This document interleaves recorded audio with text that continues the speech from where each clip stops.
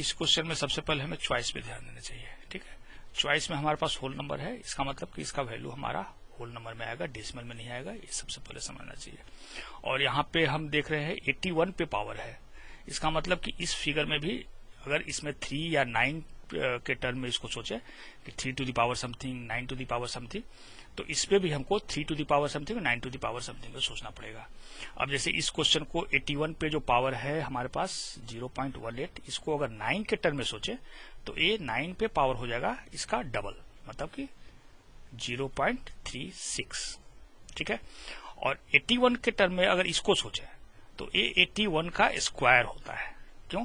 क्योंकि आप ये तो क्लियर है कि अगर होल नंबर में हमारा चॉइस है तो ये भी हमारे पास 9 पे कुछ पावर होना चाहिए, अगर 9 के टर्म में सोच रहे हैं तो इसमें हम 81 का स्क्वायर अगर करेंगे तो हमारे पास ये आएगा। और 81 का स्क्वायर अगर 80 का स्क्वायर से सोचे टर्म करें तो 80 का स्क्वायर हमारे पास क्या होता है 6400।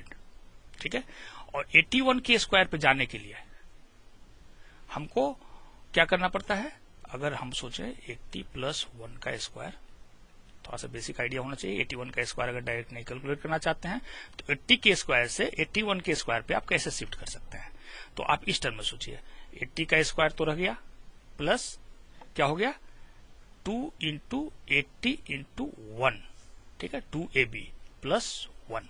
इसका मतलब कि डबल ऑफ 80 प्लस 1 आप ऐड करते हैं तो नेक्स्ट स्क्वायर पे चले जाते हैं। तो डबल ऑफ 80 160 प्लस 1 161 अगर ऐड करते हैं तो आप 181 के स्क्वायर पे चले जाते हैं, and this gives 65 61, what we get the same value here also. तो 81 का स्क्वायर है, इसका मतलब अगर 9 के टर्म में इसको सोचे तो 9 पे पावर ये 4 हो जाएगा। ठीक है ना, तो 4 को अगर इससे मल्टीप्लाई करेंगे इस वैल्यू से तो हमारे पास आएगा 0.64। ठीक है, इस दोनों का मल्टीप्लीकेशन। अब इस दोनों का मल्टीप्लीकेशन क्या होगा, पावर आपस में ऐड होगा, तो इसका पावर ऐड करते हैं तो 9 टू द पावर 1, मतलब वैल्यू हमारा 9 आएगा, जो कि हमारा चॉइस बी में है।